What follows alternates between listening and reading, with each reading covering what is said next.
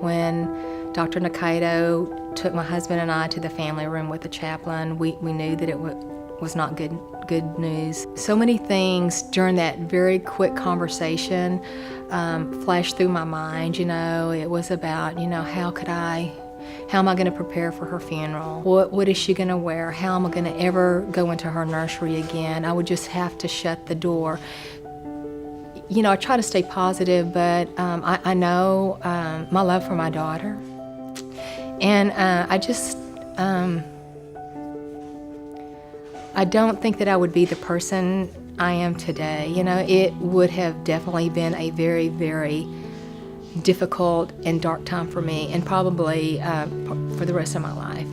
My family didn't know that I had a cardiac history or any cardiac defect, and both my parents noticed my fingernails turning blue. I was getting fatigued during feeding. I just felt like something was wrong. It's just that internal, mother intuition that moms have. And so the doctor took my daughter into a different examining room, and at that point in time, he told me that she appeared to have what was a cyanotic condition, and oftentimes it was related to the heart. I immediately had open heart surgery that same day. The condition that she was born with is one that is sometimes known as a blue baby condition. That is, there's not enough blood flow going to the lungs, so the oxygen levels in the blood are low, which makes people have a blue color. There was always worry about her future, always worry about her future. How long would I have her? How long would we have her? From 9 months old to 11 years old,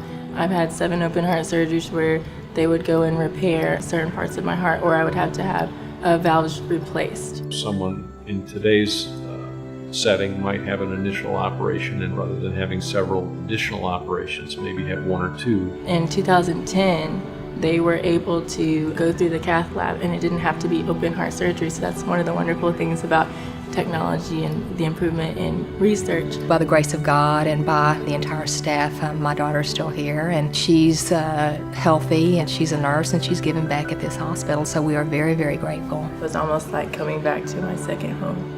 I see many families that stay up late at night and they're afraid to even go to sleep. It's a very hard time for those families and for those babies, and I think knowing that from a personal perspective gives me that patience, that listening ear, that desire to help in any way that I can.